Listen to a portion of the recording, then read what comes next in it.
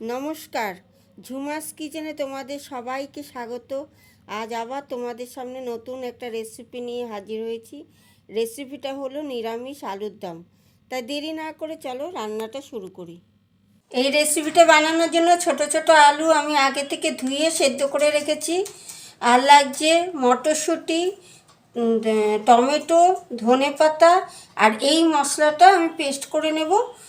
এর মধ্যে আছে পোস্ত, চালমগজ, কিশমিশ, আদা, আর হচ্ছে আলমন্ড, বাদাম, কাঁচা লঙ্কা, আর লাগছে ক্যাপসিকাম। এবার রান্নাটা আমি শুরু করছি। কড়াইতে আমি সাদা তেল দিয়ে দিচ্ছি। তেলটা গরম হলে তারপরে ফোড়ন দেব।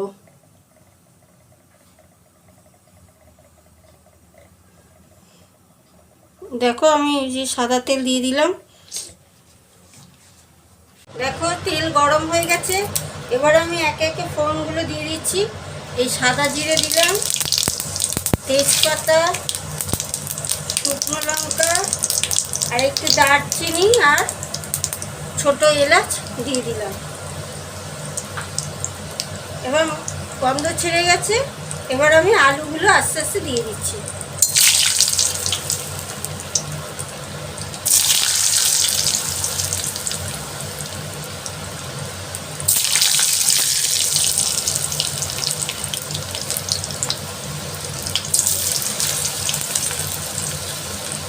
এবার আলুগুলো আমি হালকা করে ভেজে নেব।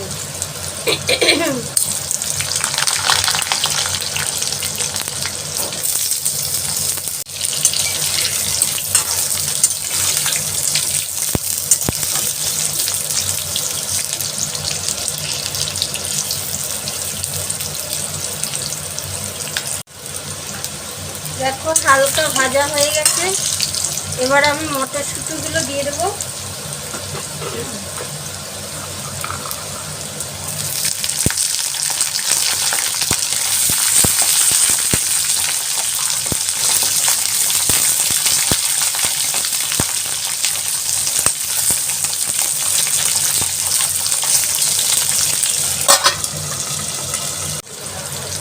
এবার আমি ক্যাপসিকামটা দিয়ে দিলাম।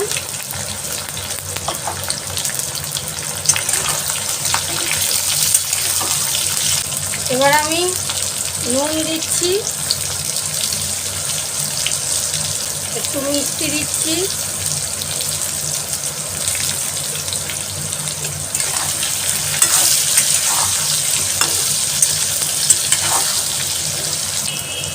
এবার আমি এই বেটে রাখা মশলাটা দিয়ে দিচ্ছি।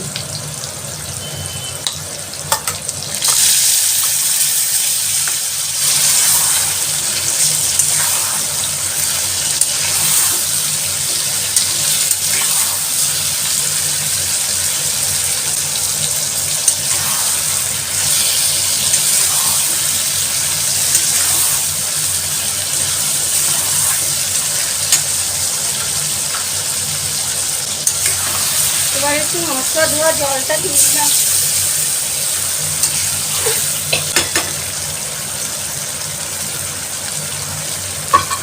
এবার একটু ঢেকে দিলাম।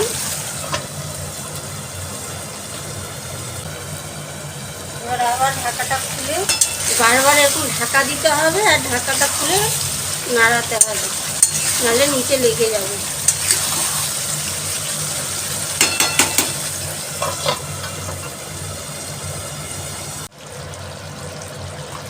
এবার দেখো হয়ে এসছে।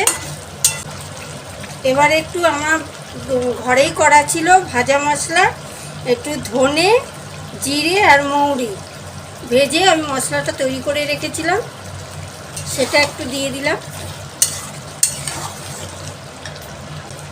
এবার আমি একটু ধনে পাতা দিয়ে দিচ্ছি।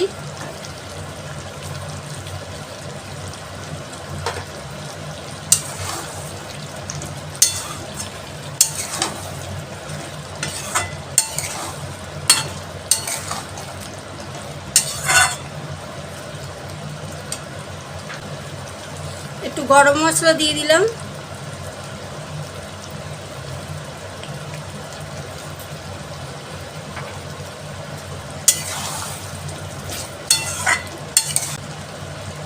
আর লাস্টে একটু ঘি দিয়ে দিচ্ছি।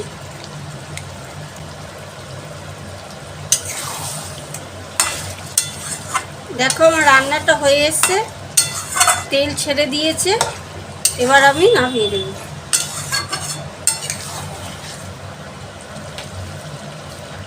গ্যাসটা নিভিয়ে দিলাম। দেখো নিরামিষ আলুর দম আমার রেডি। যদি এই রেসিপিটা ভালো লাগে তাহলে লাইক, কমেন্ট ও শেয়ার করতে ভুলো না এবং সাবস্ক্রাইব করে দেবে।